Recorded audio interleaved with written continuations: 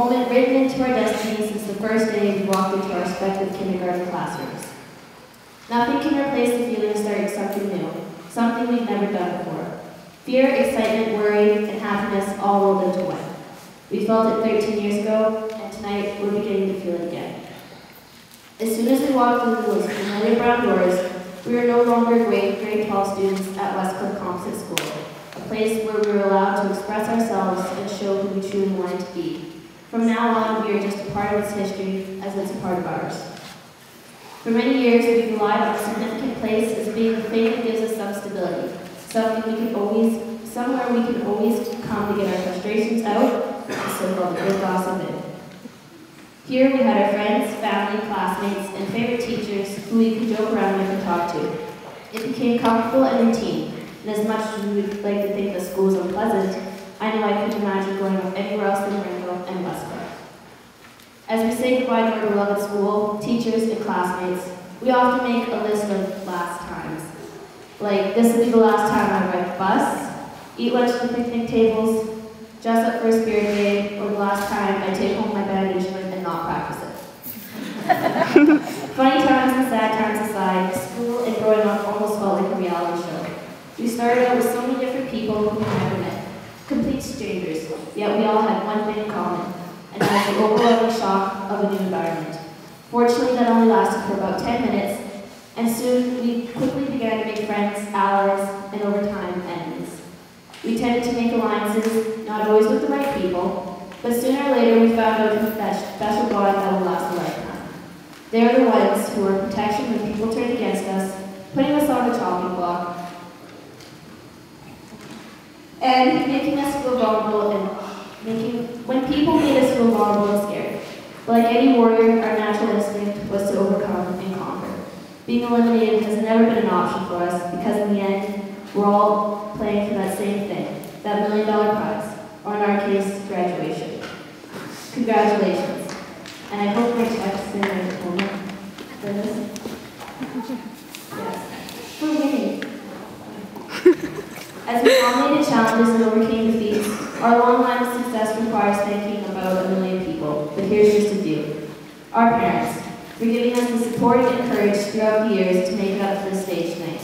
Your hard work and dedication really paid off, huh?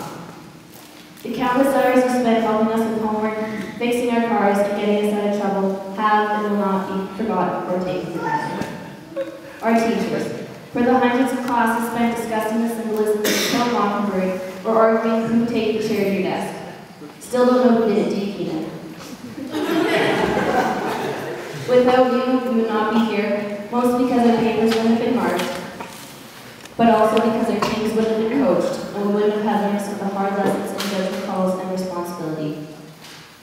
Our classmates, we've had many, and even though we didn't start school together, or even have the same classes, we are all still up here tonight patting each other on the back for a job well done. Amber, every time I hear staying alive now, I think of you. I don't know what point in our dancing was we figured out that it should be one of our grad songs, but I'm glad we made the discovery. I also have a scar on my leg and decided to be very good at climbing trees in the dark. Your infectious laugh made no clear attitude will be remembered by me and the remaining students at this school. Keenan, along with your already creative desk capabilities, your sound effects for every explosion and car crash, as well as the accompanying hand gestures, still put a smile on my face. I'm sure there was something lacking in every history of current event lesson without your input on how that particular class would have sounded or looked like. Tina, it had always been just you and me. From about grade 7 on, we could always be found sitting side by side in math or giggling in the hallways. I could always count on you for sneaking me a piece of whatever you were making in foods class. Thank you for making me a believer that some of that stuff is actually edible. No offense, I'm not. I'll always admire your strong will mind, but also your ability to kick back and move off at times. Derek, perhaps one of the most memorable lessons you should have learned was in grade 10 when you took a roll of packing tape to your head. Like literally took the roll and taped your head. Watching you try to get it off made my ear hurt. Your sudden comedic moments changed the course of the day immediately and were often top of the conversation days. But after all said and done, we should thank Mrs. Chudik. For tonight, you're an honorary graduate because it is your last home at Westcliffe as well as ours. Thank you for being there for each and every one of us and getting us through our messes and triumphs. You're one of the biggest reasons why Amber, Keenan, Tina, Derek, and myself are all here tonight. You pushed us to do our best and it worked. So, June 26, 2010, a moment that was not only written into our destiny, but is now a part of our life path. Graduation is just one step in the rest of our lives, and to climb the ladder of success, you have to take each step for yourself. Each individual step must be taken separately and willingly. None of it will be easy. You'll have new things to discover, old mistakes to learn from, and present challenges to deal with. I hope every one of you finds that silver lines that makes you stronger and helps you surmount your obstacles. Strive for each goal like there's $1 million prize, and achieve it with passion and dignity. In conclusion, I'd like to leave you with one of my favorite quotes from Mrs. Wilkins' classroom. Some days you're the statue, and some days you're the pigeon.